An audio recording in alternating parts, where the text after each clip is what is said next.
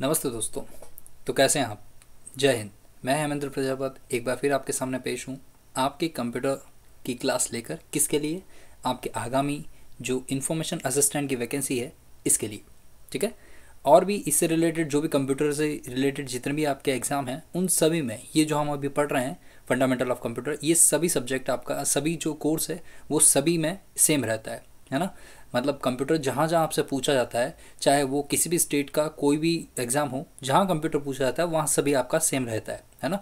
तो आप यहाँ पर जो भी आप पढ़ रहे हैं बेफिक्र होकर आप पढ़ सकते हैं, क्योंकि वो सभी एग्ज़ाम में जो कंप्यूटर से रिलेटेड है उन सभी में यहाँ आपको काम आएगा। ठीक है। चलिए, तो हम बात कर रहे थे कल, किसकी बात हुई थी? हमारी बात हुई थी सीपीयू के संदर्भ में, है ना। हमने क्या बात की कल सीपीयू के संदर्भ में बात हुई थी हमारी, है ना। कल हमने क्या क्या डिस्कस कर लिया था? देखिए, कल हमने सीपीयू डिस्कस कर लिया था, एएलयू डिस्कस कर लिया था, सीयू डिस्कस कर लिया था और रजिस्टर भी हमने डिस्कस कर लिया था, है ना। तो यहाँ पर हम जो देखते हैं, यहाँ पर ये सारे पार्ट जो है आपके डिस्कस हो चुके थे, है ना। कौन कौन से? एएलयू, सीयू, रजिस्टर और सीपीयू। ठीक है। तो मोटा मोटी हम कह सकते हैं कि ये जो सारा पोर्शन था ये आपका कवर हो चुका है। चलिए, अब आज बात कर लेते हैं हम किसकी? मेमोरी, है ना। यहाँ आपकी मेन मेमोरी और सेकेंडरी मेमोरी ये दोनों दे रखी है। आज हम इन दोनों को पढ़ते हैं। ठीक है। चले आगे, चलिए चलिए चलें आगे, है ना। और देखिए, ये सभी आपको चालू हो रहा है ना। ये सब स्टार्ट हो रहा है। उससे पहले जल्दी से आप एक पेन और पेपर लेके बैठ जाइए, है ना। अपने नोट्स बनाते चलिए और साथ साथ में लिखते चलिए। चलें आगे। देखिए, तो आज हम बात करते हैं यहाँ पर हमारे मेमोरी के चैप्टर की। ठीक है। एक पूरी हायरार्की दे रखी है आपको। इन शॉर्ट, अगर आप कुछ नहीं याद कर पाएँ और इनमें से सिर्फ ये हायरार्की भी अगर याद कर लेते हैं दोस्तों, तो आप यकीन मानिए कि यहाँ पर आप इतना भी याद कर लेते हैं तो आपके लिए बहुत बहुत ईजी हो जाएगा मेमोरी के कॉन्सेप्ट को समझना, मेमोरी को समझना, है ना। बहुत ज़्यादा ईजी हो जाएगा। अब देखिए, इसमें मैंने आधे से ज़्यादा चीज़ें आपको क्लियर कर दी है, फिर भी यहाँ मैं आपको दिखा देता हूँ।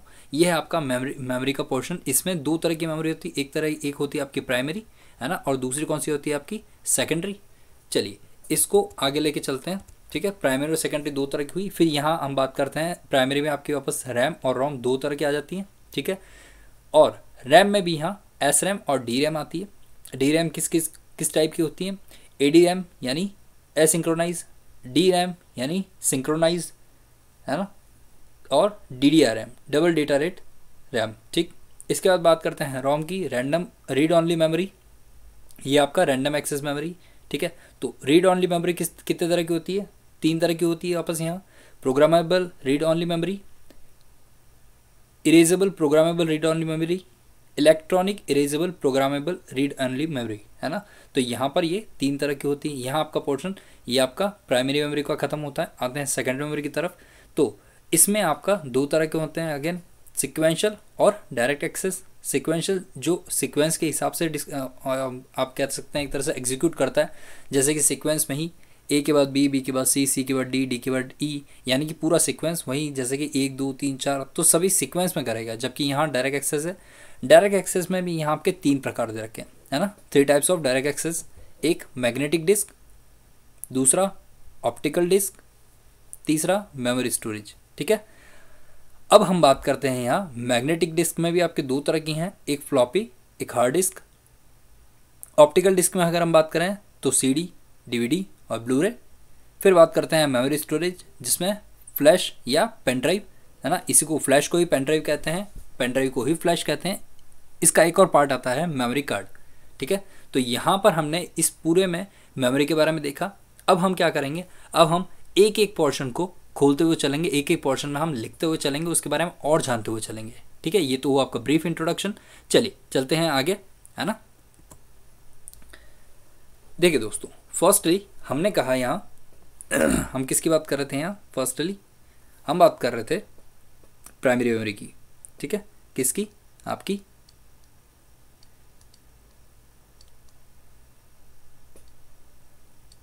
Primary memory. ठीक है।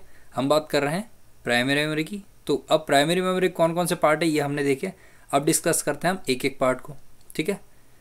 चलिए, प्राइमरी मेमोरी की अगर हम बात करें तो प्राइमरी मेमोरी में एक तरह से इसके बारे में हम थोड़ा सा जान लेते हैं। प्राइमरी मेमोरी में क्या चीज़ है, क्या होती है प्राइमरी मेमोरी। ठीक है। चलिए देखिए, प्राइमरी में केवल वही डेटा इंस्ट्रक्शन होल्ड किए जाते हैं जो वर्तमान समय में कार्य कर रहे हैं, है ना। तो कौन से डेटा होल्ड किए जाते हैं? हम कह सकते हैं कि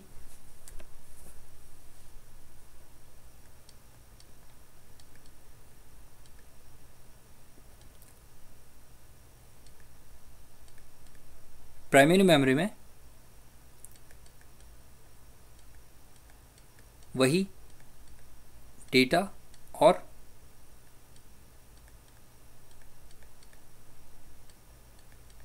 इंस्ट्रक्शंस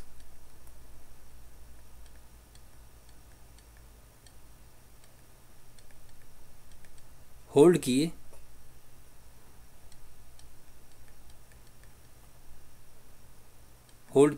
जाते हैं जो करंट में यूज़ आ रहे हों, है ना। कौन से?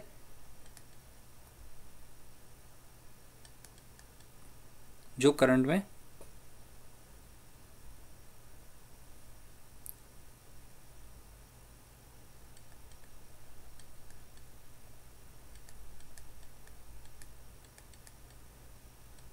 ठीक है।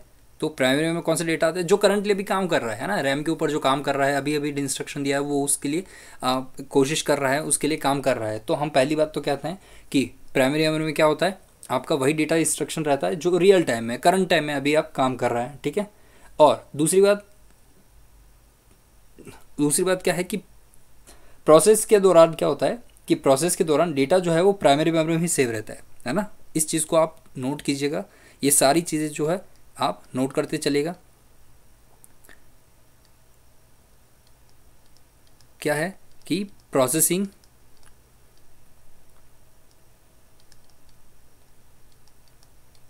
के दौरान डेटा कहाँ स्टोर रहता है?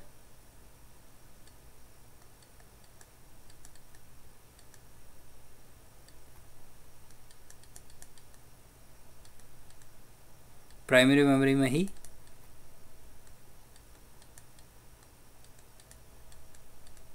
स्टोर रहता है, ठीक है। ये छोटे छोटे पॉइंट है पर आप इनको समझते हुए चलिएगा, है ना। अगर आपने कहीं पे मिस्टेक की और छोटा ही कहीं पॉइंट पूछ लिया एग्जाम में तो हमारे लिए बड़ी दिक्कत आ जाएगी, है नहीं। तो आपको इन चीज़ों को ध्यान रखना है ना। चलिए अब बात कर लेते हैं यहाँ प्राइमरी मेमोरी। ये मेमोरी सेमीकंडक्टर की बनी होती है ना। हम सभी जानते हैं, क्या जानते हैं हम, सेमीकंडक्टर की बनी होती, इसीलिए हम इसको क्या कहते हैं, सेमीकंडक्टर मेमोरी भी कहते हैं, है ना। यानी कि इसको किस किस नाम से और जाना जाता है, देखिए।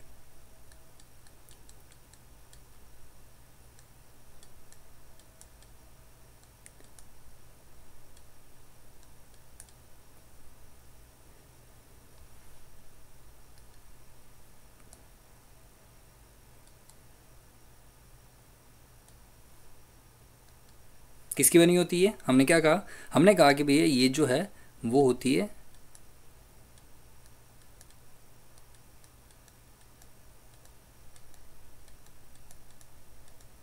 यह सेमीकंडक्टर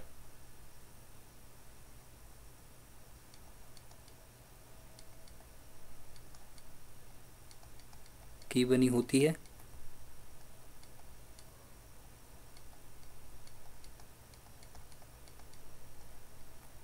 इसलिए इसे क्या कहते हैं,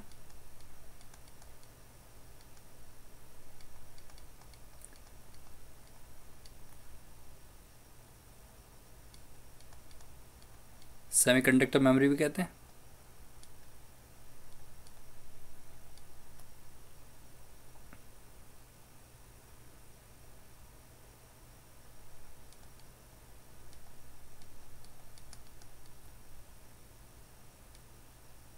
इसके अलावा और क्या क्या नाम है इसके अलावा इसके इंटरनल मेमोरी कहते हैं ना, इंटरनल मेमोरी भी कहते हैं इसको, ठीक है। क्या क्या कहा जाता है, इंटरनल मेमोरी, ठीक। और क्या कहते हैं, देखिए इसको मेन मेमोरी भी कहते हैं हम,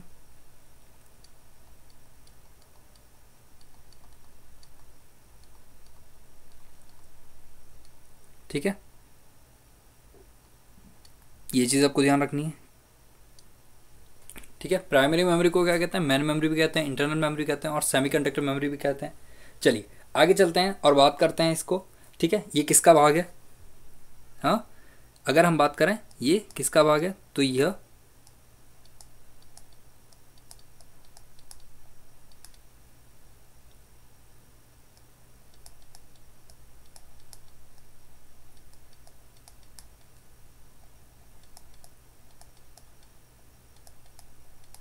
सीपीयू के भाग माना गया है। चलिए अब आप मुझे जल्दी से कमेंट बॉक्स में लिख के बताइए कि कंप्यूटर आर्किटेक्चर किसने बनाया। ठीक है, यहाँ पर मैं आप सभी के कमेंट देखना चाहूँगा, है ना। कमेंट बॉक्स में आप लिख के बताइए सीपीयू, ये जो है प्राइमरी मेमोरी किसका माना गया है, सीपीयू का भाग माना गया है। और मैंने आपसे क्या पूछा है, कंप्यूटर आर्किटेक्चर जो हम आज यूज़ करते हैं वो किसने दिया था। ठीक है, चलिए तो आगे चलते हैं। ये किसका भाग माना गया है आपका, ठीक है, सीपीयू का भाग माना गया है। ठीक, और एक और चीज़ अब जो हम इसमें देखते हैं,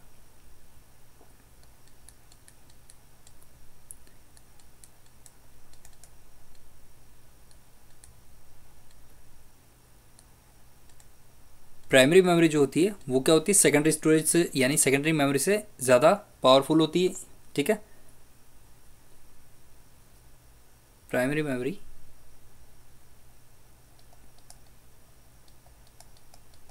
की गति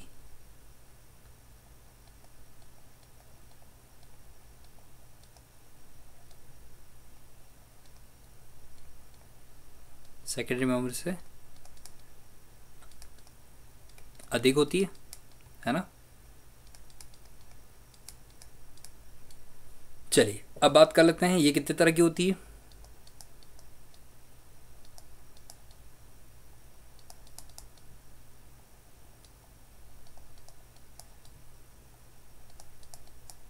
दो प्रकार की होती है, कौन कौन सी, हम सभी जानते हैं। सर इसमें तो कोई नई बात नहीं है। मैंने कहा बताओ, आपने कहा सर एक तो रैम होती है और दूसरी होती है रोम। मैंने कहा बिल्कुल सही है ना।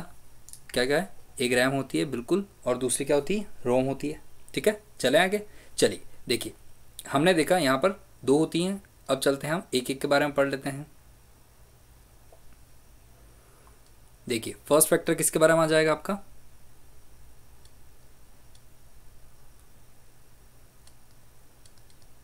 रैम के बारे में।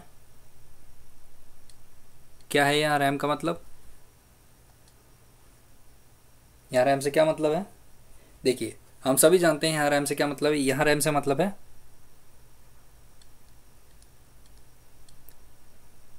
रैंडम एक्सेस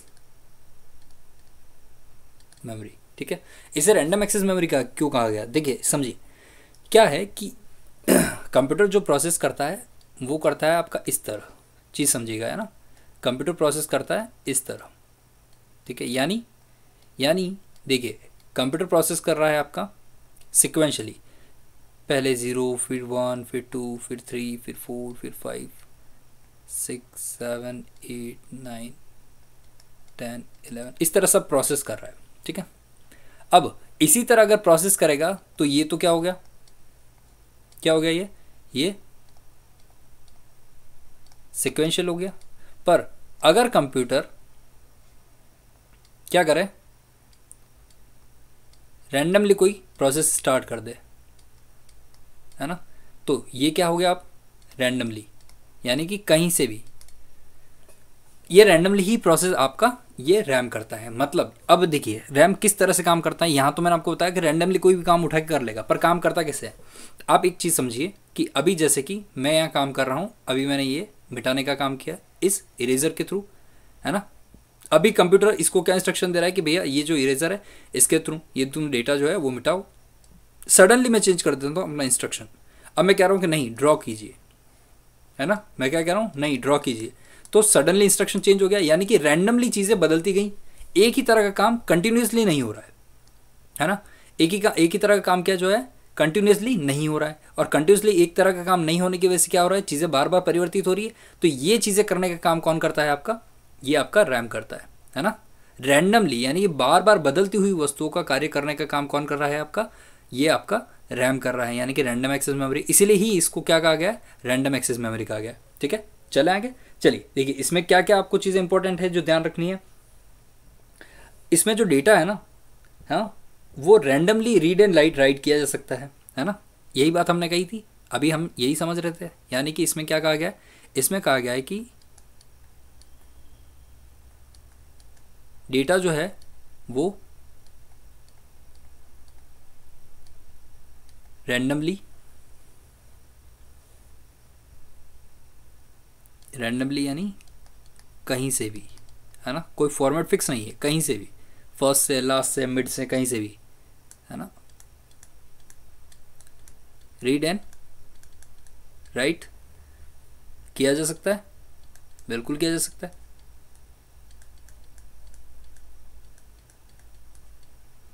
ठीक है, रीड एंड राइट रैंडमली कहीं से भी किया जा सकता है। ठीक है, इसे हम क्या कहते हैं, देखिए रैम को हम क्या कहते हैं, टेम्परेरी मेमोरी भी कहते हैं।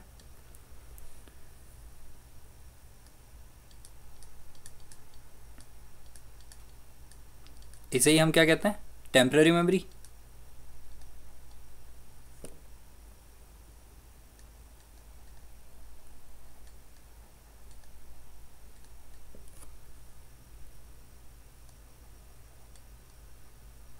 अब क्यों कहते हैं भैया टेम्परेरी मेमोरी, देखिए हम जानते हैं कि इसमें डेटा कब तक रहता है, जब तक पावर ऑन है ना। जब तक पावर ऑन है तब तक ही डेटा रहेगा, जब पावर चला जाएगा तब तो सब डेटा भी चला जाएगा। इसीलिए ये पावर के साथ काम करता है, इसलिए हम इसको क्या कहते हैं, टेम्परेरी मेमोरी कहते हैं। कभी भी उड़ जाएगा, कोई भरोसा नहीं है इसका, है ना।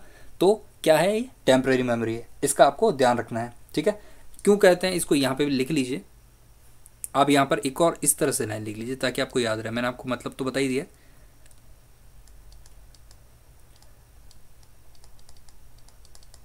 Data visible till power on,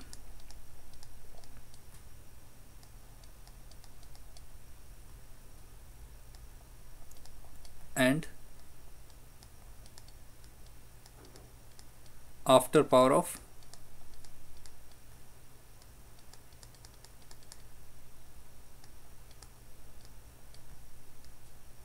data also erase, है ना। डेटा भी क्या है, मिट जाता है, जैसे पावर गया डेटा भी आपका क्या हो गया, मिट गया। ठीक है, चले आगे, चलिए देखिए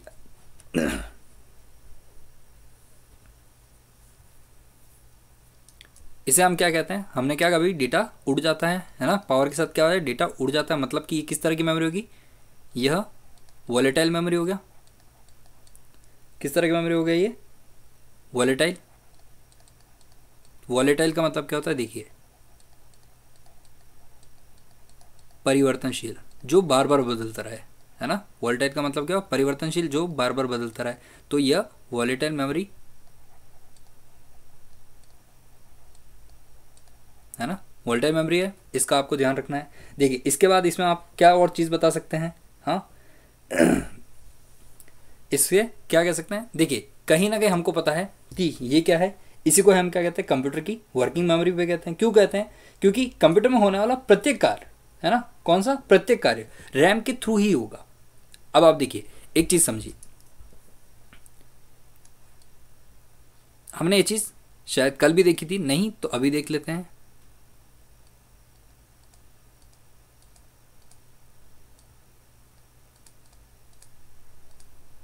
बिल्कुल देखी थी हमने, क्योंकि हमने जब आपका रजिस्टर पढ़ा था तब इस बारे में हमने पढ़ा भी था।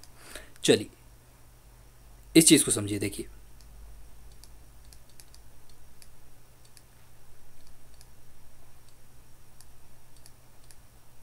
हमने क्या कहा था कल, हमने कहा था कि सीपीयू के पास जो भी काम जाएगा वो इसी के थ्रू जाएगा। किसके थ्रू, इसी के थ्रू जाएगा।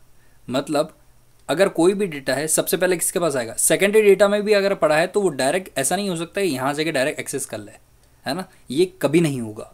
तो ये जो कॉन्सेप्ट है इस तरह से कभी नहीं हो पाएगा, है ना। हम क्या कहते हैं, ये कॉन्सेप्ट कभी आपका काम नहीं करता। तो क्या होता है, लीगल डेटा जो है वो क्या होता है, सबसे पहले सेकेंडरी स्टोरेज से रैम में आता है, रैम से आपका सीपीयू को जाता है ना। इसीलिए हम क्या कहते हैं, इसलिए हम यहाँ कहते हैं कि जो आपका कंप्यूटर में इसी को, यानी कि रैम को हम क्या कहते हैं, वर्किंग मेमोरी भी कहते हैं।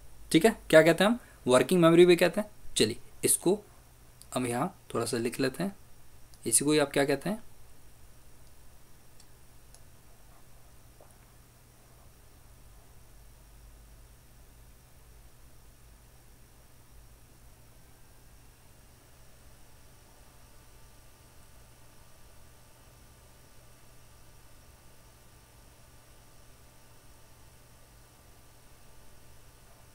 देखिए। चलिए अब हम यहाँ पर देखते हैं, जल्दी से पॉइंट लिख सकते हैं हम यहाँ।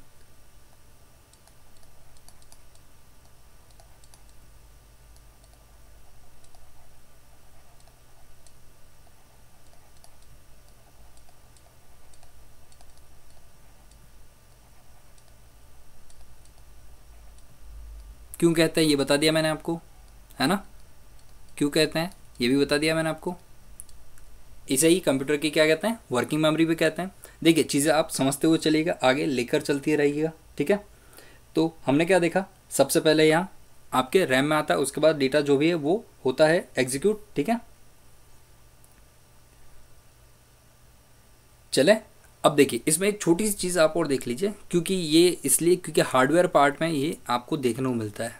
अगर आपने कभी रैम लगाई हो तो आपको पता होगा, और नहीं लगाई हो तो कोई बात नहीं, यहाँ पर मैं आपको बता देता हूँ कि आपका जो मदरबोर्ड होता है ना, उस पर क्या स्पेशल सॉकेट बना होता है, जिसे क्या कहते हैं, सिंगल लाइन मेमोरी मॉड्यूल कहते हैं, उसमें रैम को लगाया जाता है, ठीक है। तो यहाँ पर आप क्या लिख सकते हैं, देखिए यहाँ पर आप छोटा सा लिख लीजिए,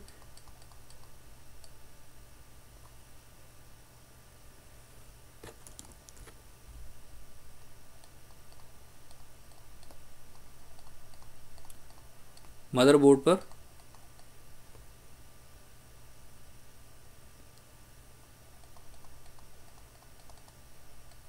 स्पेशल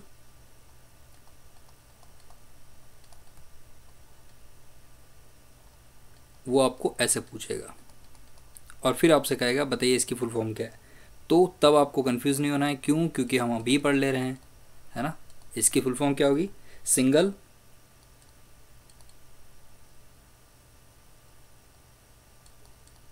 इनलाइन मेमोरी मॉड्यूल, ठीक है।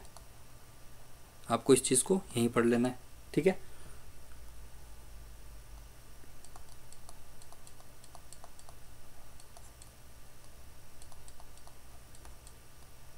ठीक है, मदरबोर्ड पर स्पेशल सॉकेट जो SIMM होता है, उसमें क्या लगी जाती है, SIM में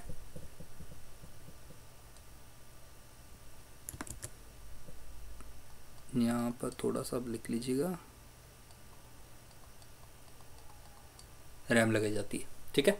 इस चीज़ को आप यहाँ समझते हुए चलिए यहाँ तक हमने बात कर ली पूरे रैम की, ठीक है। रैम के बारे में हमने यहाँ पढ़ा, इसके बारे में देखा, ठीक है। चले आगे, चलिए आपको समझना है इसमें थोड़ा सा और चीज़ है।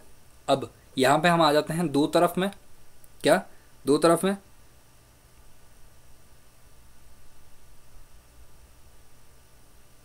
अब रैम किस किस इसमें हम डिवाइड करें तो कितने तरह की होती है, दो तरह की होती है रैम, कौन कौन सी, SRAM और DRAM।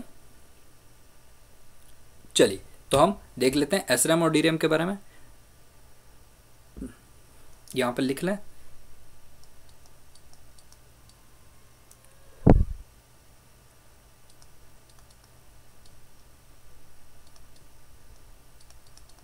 रैम भी दो प्रकार की होती है,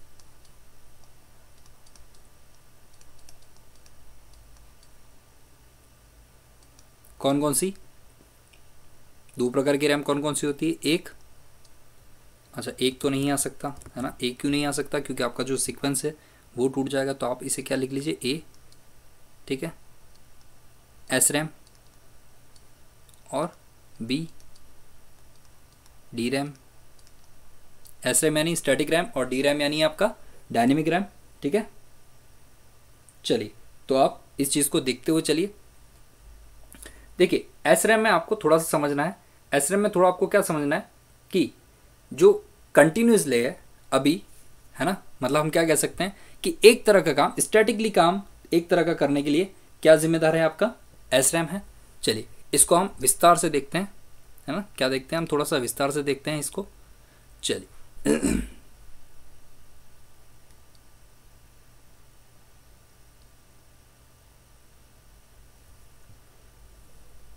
बात करते हैं यहाँ पर पहले, यानी कि ए SRAM। फर्स्ट ही पॉइंट क्या आ जाता है आपका SRAM का?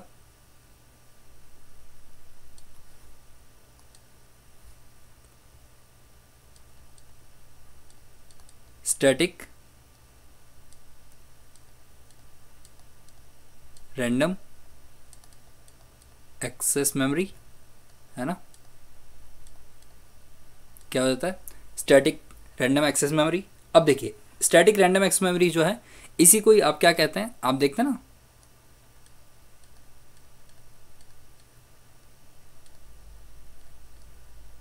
है ना, ये इसी को ही कहते हैं। आपका कैश मेमोरी क्या है? वही स्टैटिक रैंडम एक्सेस मेमोरी है, ठीक है, इसी को आप समझ सकते हैं। देखिए इसके बारे में एक जो सबसे प्रचलित बात है वो क्या है? कंप्यूटर में अगर आपसे पूछ ले कि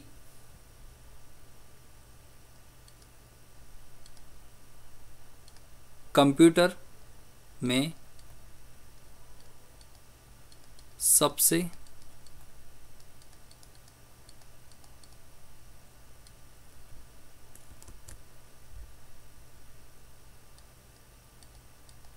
फास्टेस्ट मेमोरी कौन सी है ना? अगर आपसे कंप्यूटर में सबसे फास्टेस्ट मेमोरी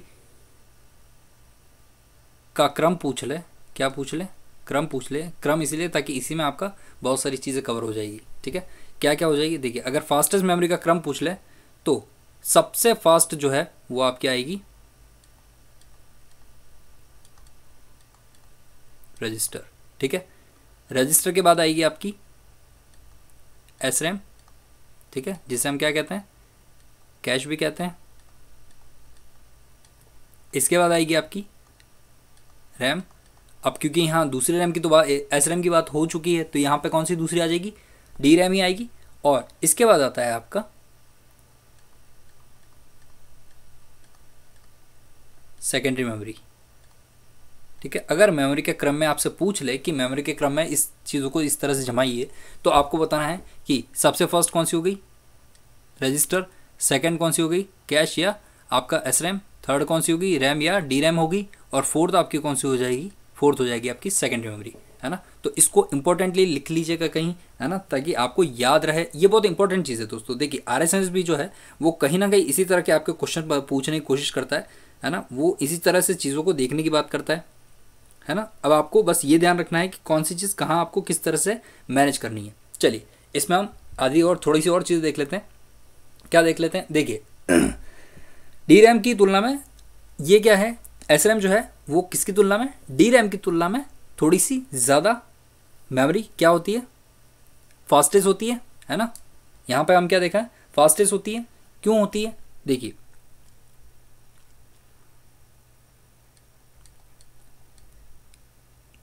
एक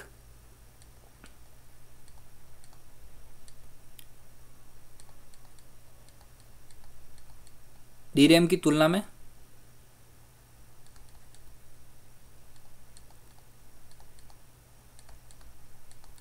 अत्यधिक फास्ट होती है ना। क्यों? क्योंकि यह स्वयं को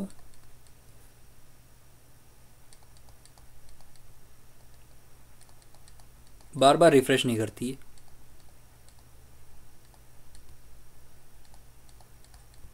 ठीक है। इससे हमको क्या पता पड़ता है? इससे हमको पता पड़ता है अच्छा तो DRAM जो है वो बार बार रिफ्रेश करती है क्या अपने आप को? ये चीज़ हमको पता पड़ता है ना। और DRAM क्या है? वो अपने आप को बार बार रिफ्रेश करती है। तो SRAM की तुलना DRAM की तुलना में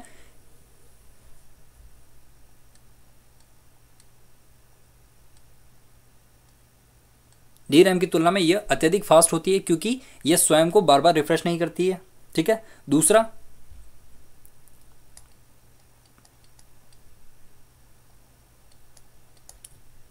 यह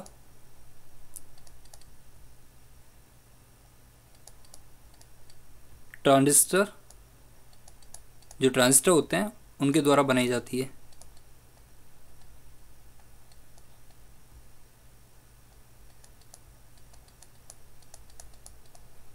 ना।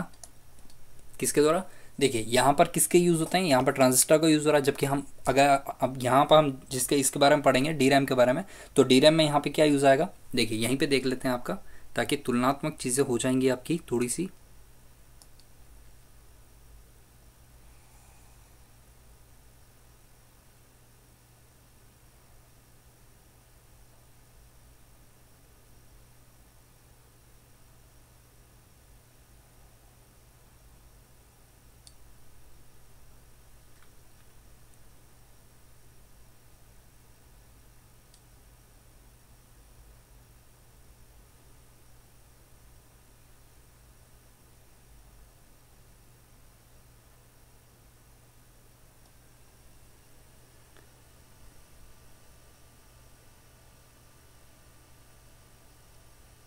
चलिए, तो यहाँ पर दूसरा हम क्या देख लेते हैं, यहीं पे हम देख लेते हैं दूसरा, यानी कि बी, किसके बारे में, डी रैम के बारे में। ठीक है, अब देखिए डी रैम के बारे में यहाँ पर क्या चीज़ है, इसके बारे में आप यहाँ पर क्या देख सकते हैं। देखिए सबसे पहले तो आप यहाँ देख लीजिए, इसका फुल फॉर्म है आपका डायनेमिक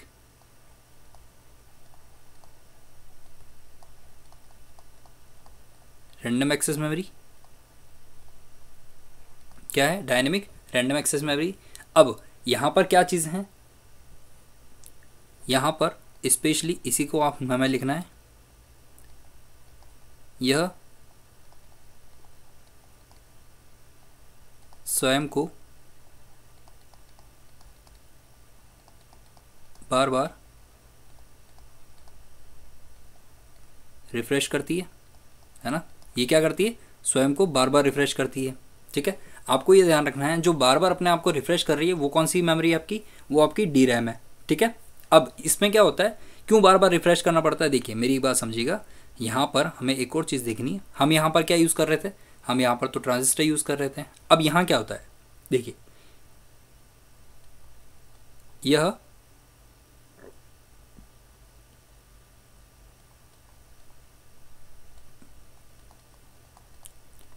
ट्रांजिस्टर व कैपेसिटर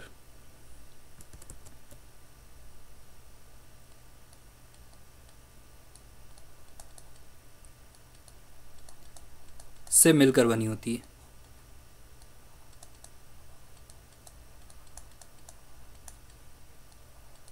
देखिए यहाँ पर चीज़ें किस तरह रिफ्रेश होती है, अब मैं आपको एक चीज़ बताता हूँ, थोड़ा सा एक जस्ट एन एग्जांपल, उस चीज़ को आप इमेजिन कीजिएगा। देखिए ये है आपका कैपेसिटर, ठीक है, क्या है ये, आप फर्ज कीजिए कि ये आपका कैपेसिटर है।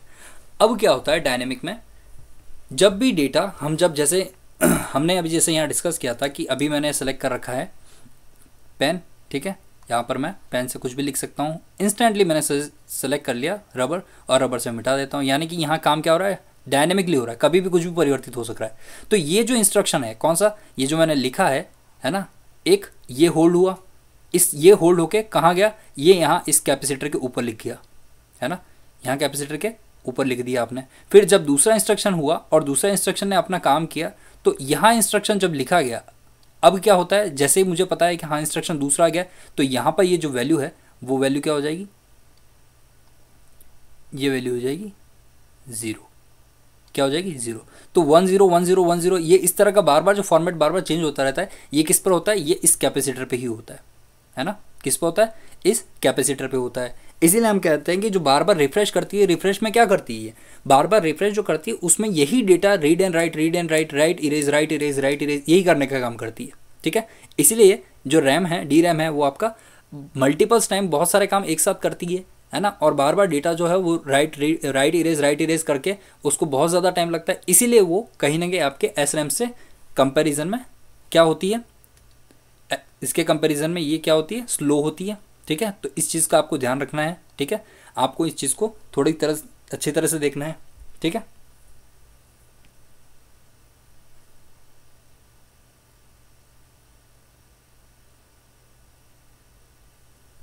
चलिए अब यहाँ पर क्या देख लेते हैं हम। यहाँ पर सिंपल सा है, इसमें कुछ ज़्यादा खास नहीं है, इसलिए मैं आपको क्या करूँगा, सिर्फ यहाँ आपको छोटा सा लिखवा ही देता हूँ। जैसे कि इस डी रैम में भी आपको क्या है, 3 तरह के हैं डी रैम के भी टाइप्स। पहला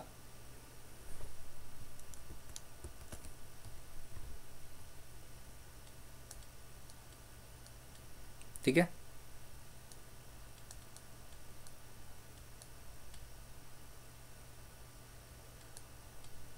एसिंक्रोनाइज,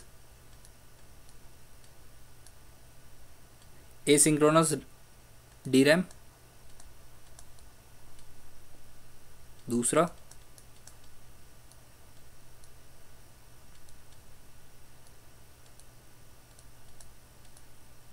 सिंक्रोनस डी रैम। तीसरा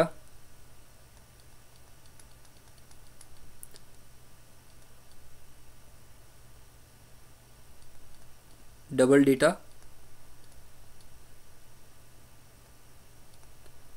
double data rate D RAM. बस यहाँ पर आपको इन सब की फुल फॉर्म याद रखनी और कुछ भी नहीं, है ना। इसमें आपको ज़्यादा कोई लोड नहीं लेना, सिर्फ आपको क्या याद रखनी है यहाँ पर आपको याद रखनी ओनली फुल फॉर्म्स। ठीक है, चले आगे। चलिए, तो यहाँ पर आपका रैम का जो पार्ट है वो फिनिश होता है। ठीक है, रैम यहाँ आपकी फिनिश होती है। अब चलिए बात कर लेते हैं यहाँ पर किसकी, रोम की बात कर लें। चलिए अब बात कर लेते हैं हम यहाँ पर रोम की। देखिए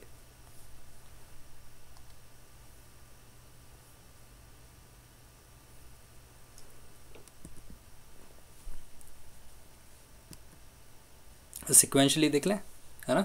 सिक्वेंशली देख लेंगे तो क्या होगा, सिक्वेंशली देखने से आपका चीज़ें जो है ज़्यादा दिक्कत नहीं करेगी। चलिए तो क्या है, यहाँ पर हमने रैम देखा था, इसके अंदर ABCD मार्क किया था ना। ठीक है, ABCD मार्क किया है, कोई दिक्कत नहीं है। रैम को नंबर 1 दिया था, SRAM DRAM को A भी दिया है।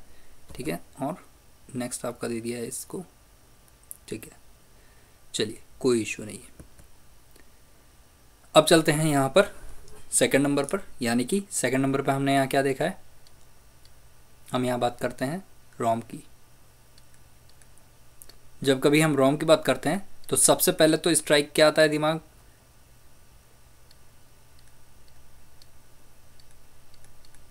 Read only memory.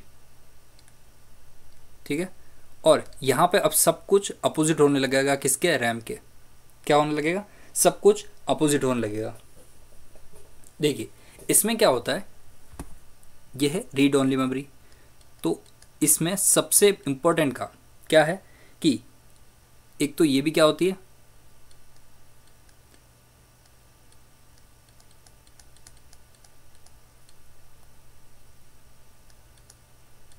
ये सिलिकॉन चिप होती है।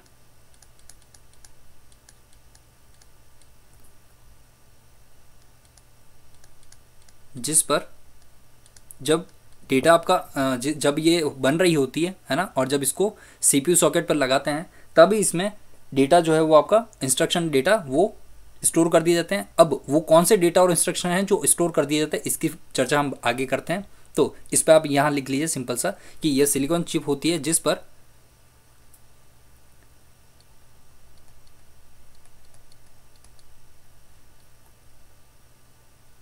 निर्माण के समय ही data and instruction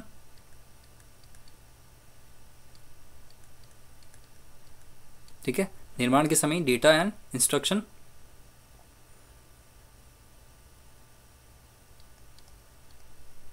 store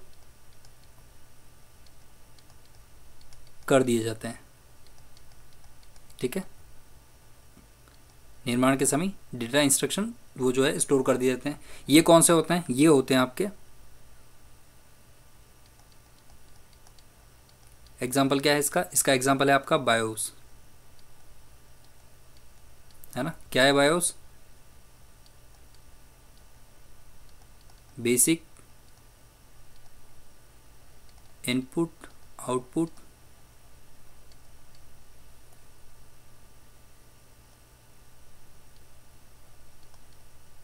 basic input output system, है ना। ये आपका बायोस जो है वो निर्माण के समय ही इस पर ला दिया जाता है, यानी कि रख दिया जाता है, यहाँ स्टोर कर दिया जाता है।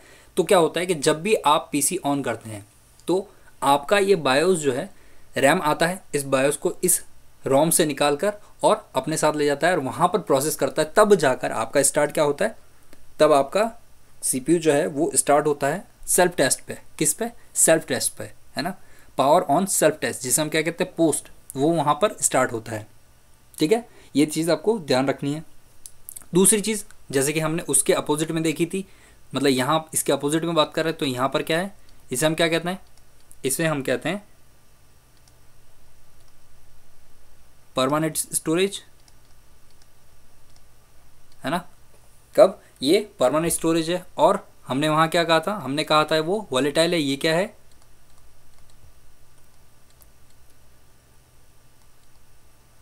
नॉन वॉलेटाइल मेमोरी है। ठीक है, मतलब कि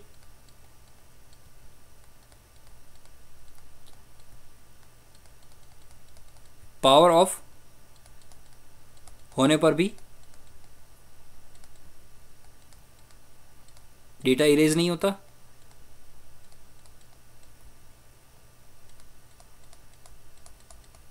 ठीक है, इस चीज़ का आपको ध्यान रखना है कि पावर ऑफ होने पे भी डेटा जो है वो इरेज नहीं होगा। ठीक है, इस चीज़ को आपको ध्यान रखना है।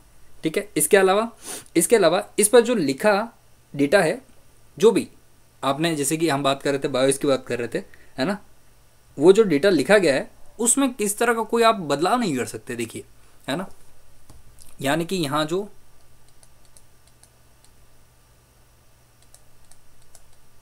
इस पर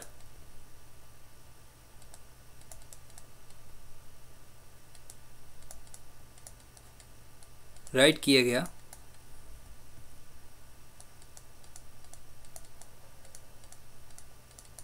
प्री डिफाइन डेटा में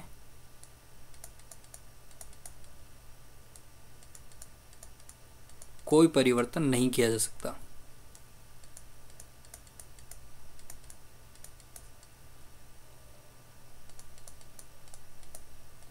ठीक है, इस चीज़ का आपको ध्यान रखना है, कोई परिवर्तन आप यहाँ नहीं कर सकते हैं। ठीक है, और कोई बदलाव आपको करने की ज़रूरत भी नहीं है मेरे ख्याल से, क्योंकि सारी चीज़ें तो ऑलरेडी दे रखी है ना।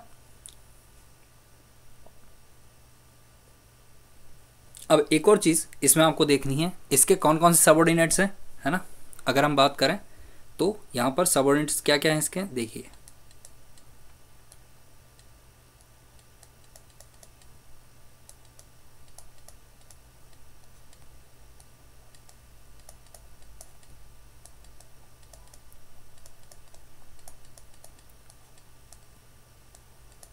निम्न प्रकार विभाजित है, किस किस तरह से, देखिए।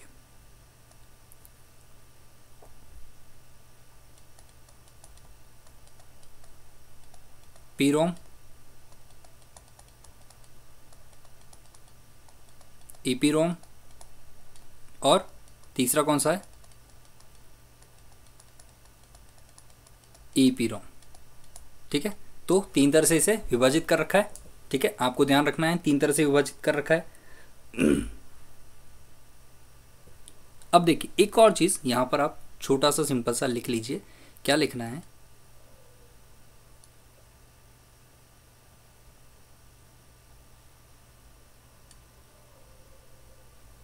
इवन इसको भी आप काउंट कर लीजिए।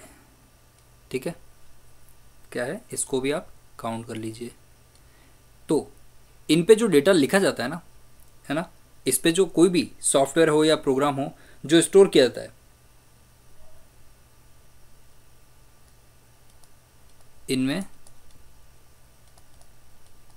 स्टोर सॉफ्टवेयर या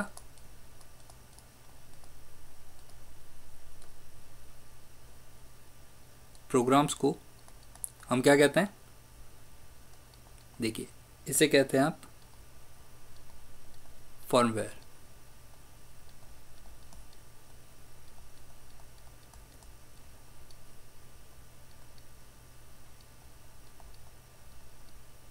ठीक है, इस चीज़ का आपको ध्यान रखना है। फर्मवेयर किसे कहते हैं, ये जो आपके डेटा हैं और इसमें जो सॉफ्टवेयर और प्रोग्राम जो रख रखा है आपने स्टोर, उसी को हम क्या कहते हैं, फर्मवेयर करते हैं। तो आपको इन चीज़ों को लेकर कंफ्यूज नहीं होना है, ठीक है, इन चीज़ों से आपको डरना नहीं है। आपको कभी भी कुछ भी अगर आपसे पूछ लेता है कि भैया ये फर्मवेयर क्या चीज़ है, तो आपको उसमें ध्यान होना चाहिए कि फर्म ये इस तरह की एक चीज़ होती है ना, जो डिवाइस में विशिष्ट हार्डवेयर के लिए लो लो लेवल जो कंट्रोल है वो प्रदान करती है। मतलब यहाँ पर आपका जो चीज़ है ये रखा क्यों गया है, अगर मान लो जो कंट्रोल है वो अगर लो कैपेसिटी में भी रहता है तो भी आपको क्या कर सकता है, चीज़ों को लो चीज़ें जो हैं उसे कंट्रोल कर सकता है, ठीक है।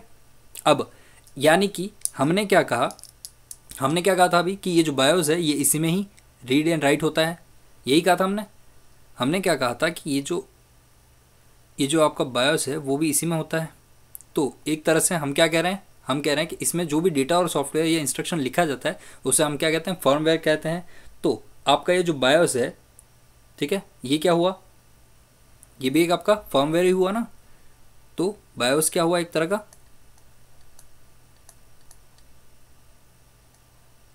फर्मवेयर ही हुआ, क्योंकि हमने क्या कहा, सॉफ्टवेयर प्रोग्राम जो है इंस्टॉल किए जाते हैं, जो स्टोर रखे जाते हैं उनको क्या कहते हैं, फर्मवेयर कहा जाता है। तो बायोस क्या है, आपका फर्मवेयर है, आपको ध्यान रखना है।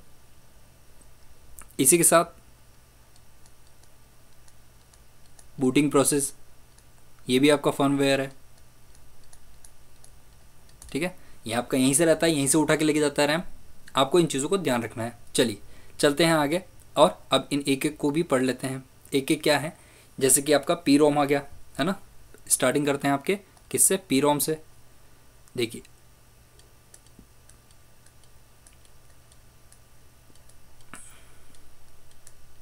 बात कर रहे हैं अगर हम पी रोम की, तो पी रोम क्या है आपका,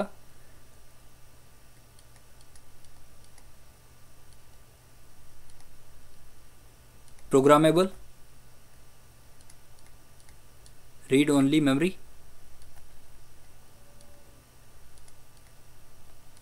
ठीक है, ये चीज़ आपको ध्यान होनी चाहिए, प्रोग्रामेबल रीड ओनली मेमोरी, ठीक। अब देखिए ये प्रोग्रामेबल रीड ओनली मेमोरी क्या है, इसमें जो डेटा रखा जाता है ना, इसमें रखा डेटा है, लिखा है या रखा है ना, वो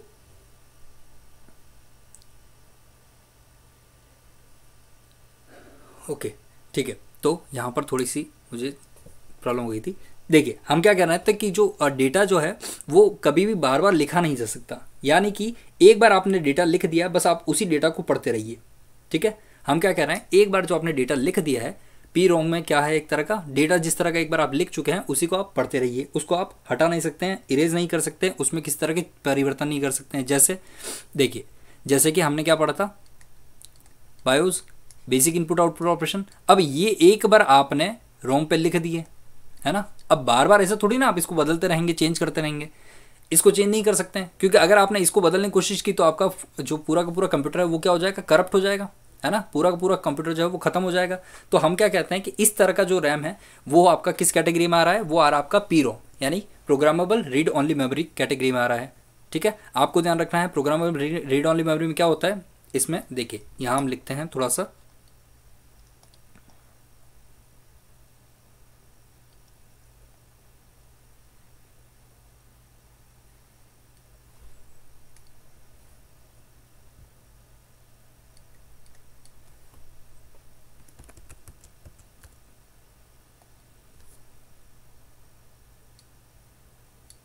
देखिए इसमें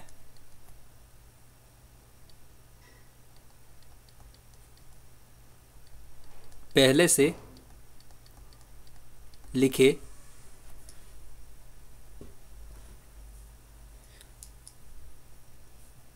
इसमें पहले से लिखे डेटा या इंस्ट्रक्शंस को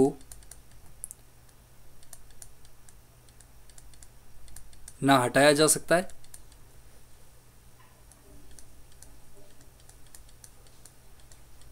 ना ही उसमें परिवर्तन किया जा सकता है, ठीक है।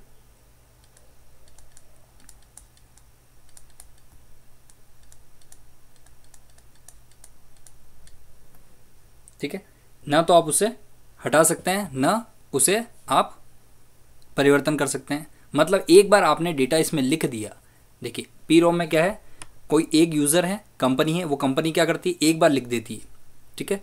कंपनी जो है, जैसे आप मान लीजिए हम बात करते हैं इंटेल की, है ना, प्रोसेसर बना रही है और दूसरी कंपनियां जो है उसमें चीज़ें और भी ऐड कर रही है, तो वो क्या करती है,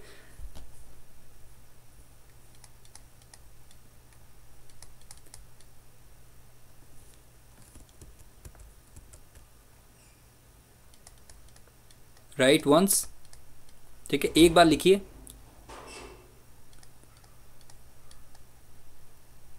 रीड मैनी, एक बार लिखिए और कई बार पढ़ते रहिए, ठीक है। तो यहाँ पर जो कॉन्सेप्ट है आपका वो कौन सा है, वॉर्म का कॉन्सेप्ट है, ठीक है।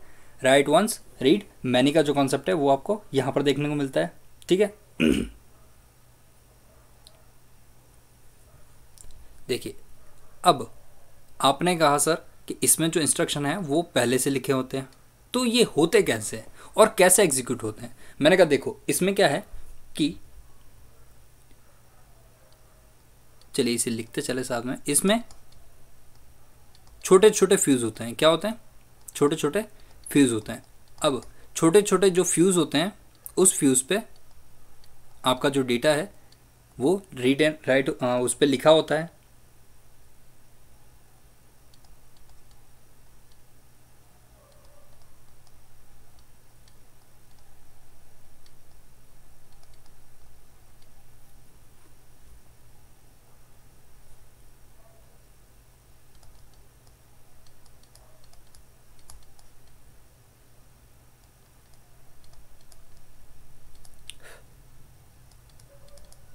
ठीक है, इसमें छोटे छोटे फ्यूज़ पर प्रोग्रामिंग के जरिए जो है इंस्ट्रक्शन लिखा होता है।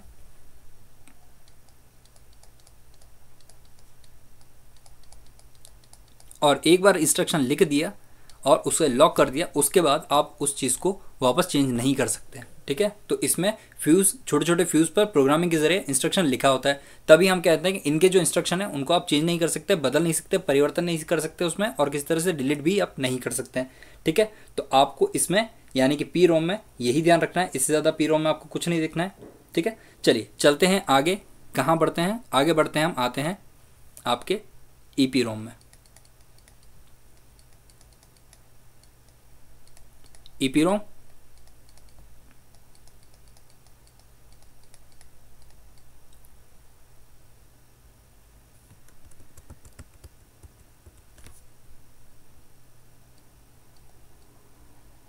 erasable,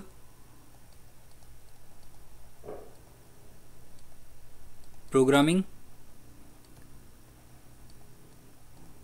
रीड ओनली मेमोरी,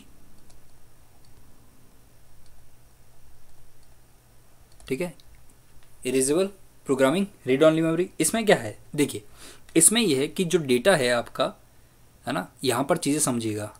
यहाँ पर हमने क्या कहा कि डेटा जो है वो आप लिख सक रहे हैं एक बार और बार बार पढ़ते रहिए। यहाँ पर क्या है, लिख तो आप सकते हैं, है ना, यहाँ पर आप क्या है डेटा लिख भी सकते हैं, पर आप इरेज भी कर सकते हैं। यहाँ पर इरेज करने का जो मेथड है वो क्या है, डेटा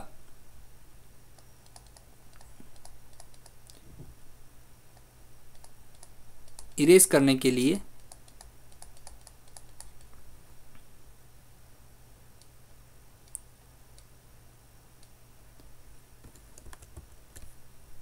यूवी रे, है ना,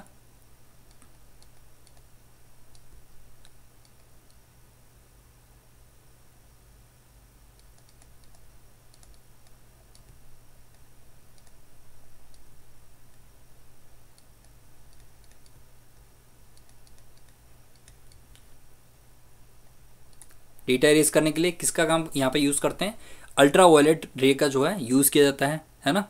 इसमें क्या है, डेटा जब आप डेटा जो है उसको आप इरेज करने के लिए किसका यूज़ कर रहे हैं, यहाँ आप यूज़ कर रहे हैं यूवी रेज का, अल्ट्रा वायलेट। अब आप देखिए अल्ट्रा वायलेट रे हम कहते हैं कि अगर आपके त्वचा पर अल्ट्रा वायलेट किरणें कुछ समय ज़्यादा पड़ती रहे और रोज़ाना इसी समय, मतलब रोज़ाना उसी समय पर उतने ही लंबे समय तक के लिए पड़ती रहे, तो हो सकता है आपको त्वचा का कैंसर हो जाए।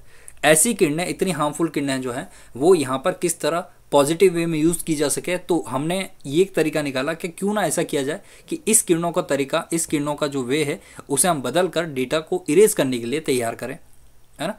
तो यहाँ पर हमने यही किया और यूवी का यूज़ किया हमने डेटा इरेज करने के लिए। तो erasable programming read only memory में क्या आएगा कि यहाँ पर आपसे जब पूछा जाएगा कि डेटा किस माध्यम से आप इरेज करते हैं, तो हम कहेंगे अल्ट्रा वायलेट के रे के माध्यम से हम डेटा जो है वो इरेज करते हैं। ठीक है, आपको ये चीज़ इसमें ध्यान रखनी है।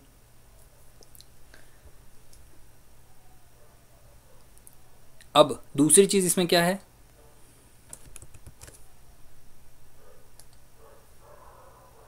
एक तो हमने ये लिख लिया, दूसरा इसमें डेटा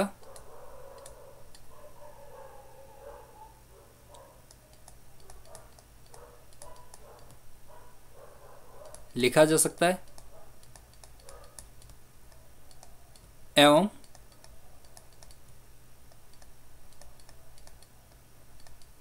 मिटाया भी जा सकता है।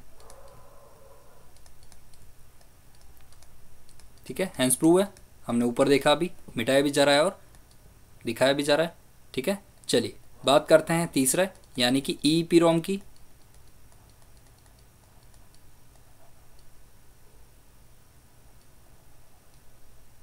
क्या हुआ ईईपीरोम, यहां देखिए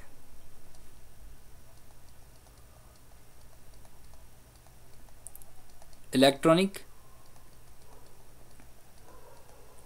erasable programming read only memory. ठीक है, आपको फुल फॉर्म देखिए, ध्यान रखिएगा ना, फुल फॉर्म बहुत पूछता है आपका आरएसएमएस भी यूँ समझ लीजिए कि मतलब उसकी फेवरेट टॉपिक्स में से एक टॉपिक है फुल फॉर्म्स, तो आपको फुल फॉर्म्स जो है वो ध्यान रखनी है। ठीक है, अब यहाँ पर एक ही चीज़ आती है जो इम्पोर्टेंट है, वो क्या है,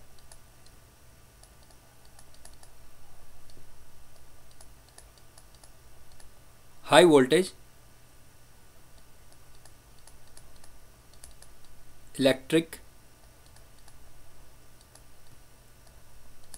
पल्स के माध्यम से डेटा इरेज किया जाता है। ठीक है, बस यही एक इम्पॉर्टेंट चीज़ है जो इसमें आपको ध्यान रखनी है ना। अगर आप ये ध्यान नहीं रखेंगे तो आपको हो सकता है आगे दिक्कत आए। ठीक, तो आपको यहाँ पर एक चीज़ क्या ध्यान रखनी है, एक चीज़ जो ध्यान रखनी है वो electronic erasable programming read only memory जो है, इसके बारे में आपको ध्यान रखना है। ठीक है, तो यहाँ पर हमने ये सारी चीज़ें देखी। देखिए इसमें एक और चीज़ आप देख लीजिए ताकि आपका यहीं पर ये वाला जो प्राइमरी मेमोरी का पोर्शन है वो यहाँ ख़त्म हो जाए। देखिए यहाँ पर मैं क्या एक और चीज़ बताना चाह रहा हूँ,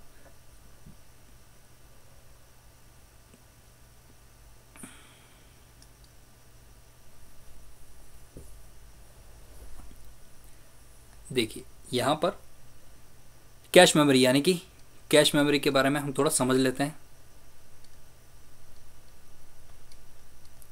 हमने क्या कहा, कैश मेमोरी कौन सी मेमोरी है, हमने कहा कि कैश मेमोरी SRAM जो है वही हमारी क्या है, कैश मेमोरी है। ठीक है, तो आपको ध्यान रखना है। देखिए कैश मेमोरी क्या है, अब देखिए मैं आपको एक छोटा सा एग्जांपल बताता हूँ।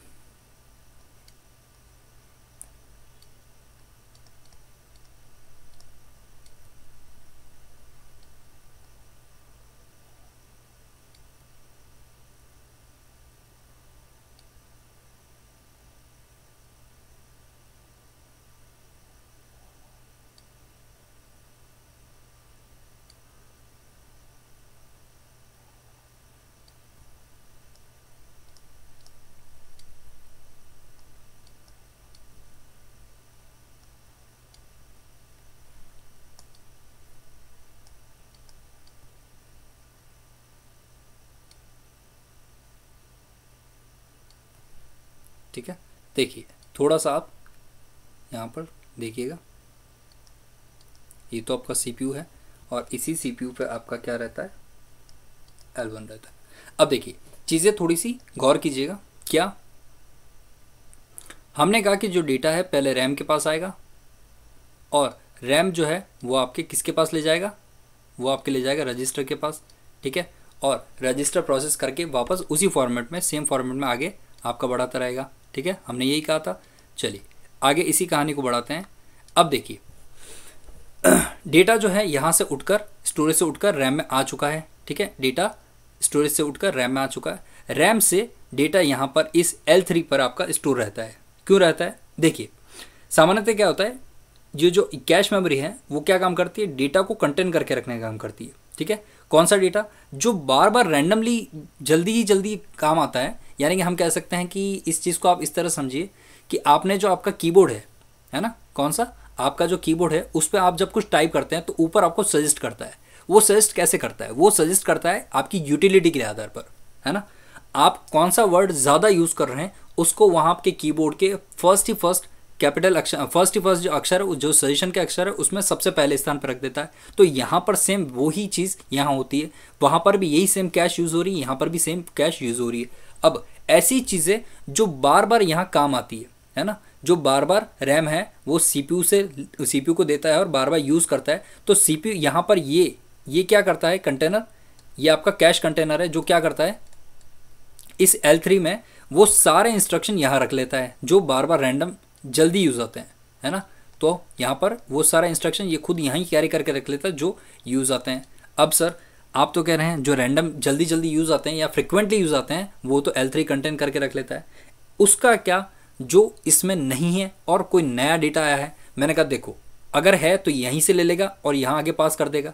अगर नहीं है, जैसे कि ABCD और G है वो यहाँ पर है, अब यहाँ पर कोई एक डेटा है वो E नाम का है, E नाम का तो यहाँ है ही नहीं, तो क्या करेगा, अब यहाँ पर यहाँ से डेटा लेगा, है ना। इसको कहेगा भैया तो यहाँ से डेटा दे मुझे, ठीक। तो इस पूरी प्रोसेस को, यहाँ पर जो डेटा ले रहा है, इस प्रोसेस को हम क्या कहते हैं, इस प्रोसेस को हम कहते हैं लोकेलिटी ऑफ रेफरेंस। अगर यहाँ डेटा मिल जाता है ना, अगर डेटा मिल जाता है तो हम क्या कहते हैं, कैश हिट। और डेटा अगर नहीं मिलता है तो हम क्या कहते हैं, कैश मिस, ठीक है। यहाँ पर ये सारे डेटा पढ़े हैं प्रीडिफाइन, यानी कि जो फ्रिक्वेंटली यूज आते हैं वो डेटा पढ़े हैं। अगर फ्रिक्वेंटली डेटा यूज आ रहा है और यहाँ से डेटा ये मांगता है और जब डेटा मिल जाता है तो हम क्या कहते हैं, कैश हिट, है ना। इसे हम क्या लिख सकते हैं, डेटा हैव, तो कैश हिट। और डेटा हैवंट, अगर डेटा नहीं है तो हम क्या कहेंगे, कैश मिस। तो इस जब कैश मिस हो जाएगी, है ना, तो हम क्या करेंगे, लोकेलिटी ऑफ रेफरेंस लेकर यहाँ से, यानी रैम से उठाकर जो आपका जो डेटा इंस्ट्रक्शन है वो यहाँ रख देंगे, तो हमें यहाँ पर ई मिल गया, ठीक है। ये ई जो है वो यहाँ से उठ के कहाँ आ गया, ई यहाँ से उठ के यहाँ आ गया हमारे पास, और हमको ई यहाँ मिल गया, ठीक है। तो यहाँ पर आपको इन चीज़ों को इस तरह ध्यान रखना है, ठीक है। देखिए अब यहाँ से ई गायब हो गया और ई यहाँ आ गया, तो किसके थ्रू आया, लोकेलिटी ऑफ रेफरेंस के थ्रू आया, ठीक है। अब यहाँ बात करते हैं ये L2 L3 और L1 L2 और L3 क्या है। देखिए L1 जो होता है वो कहाँ होता है, ऑन CPU, ठीक है, CPU के ऊपर ही होता है, ठीक है। CPU के जस्ट ऊपर आपके, यानी इस मान लीजिए ये आपका जो सॉकेट है CPU सॉकेट, इसी में एक पार्ट होता है आपका यहाँ L1, है ना। यहाँ जो देख रखा है यहाँ पर CPU, ये वाला जो प्रोसेस है इसी मेन CPU के अंदर ही आपका L1 होता है, ठीक है। इस चीज़ को एक तो आप यही ध्यान रखेंगे। दूसरा L2 कहाँ होता है, मैंने कहा देखिए L2 होता तो CPU पे ही है ना, on CPU but different part, CPU के डिफरेंट पार्ट पे होता है।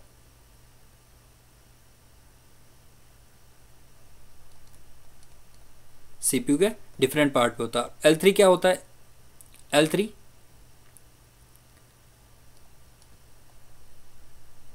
L3 जो होता है वो क्या करता है, L3 manage L1 and L2, ठीक है। L3 का क्या काम होता है, L3 का काम होता है L1 और L2 को मैनेज करता है, जबकि ये L3 होता क्या, इस रैम में ही होता है, ठीक है। तो यहाँ पर इसी रैम के अंदर होता है। ये मैंने आपको समझाने के लिए थोड़ा बाहर बनाया ताकि आप इस चीज़ को अच्छे से समझ सकें, है ना। बाकी अगर सही मायनों में देखा जाए तो L3 की पोजीशन आपकी यहाँ होती है। ये आपका L3 होता है। ठीक है, पर हम यहाँ पर चीज़ों को अच्छे से समझने के मूड में देख रहे हैं, इसलिए हम कहेंगे कि L3 जो है वो आपका कहाँ है, या हम इस तरह से आप समझ सकते हैं।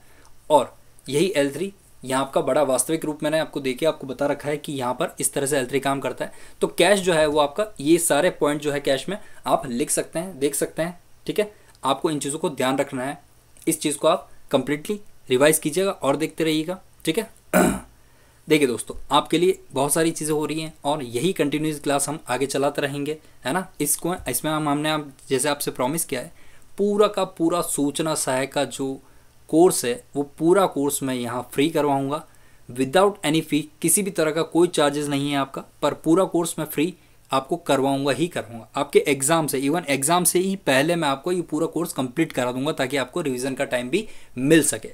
ठीक है दोस्तों, चलिए मिलते हैं फिर नेक्स्ट वीडियो में। ठीक है दोस्तों, तब तक के लिए जय हिंद,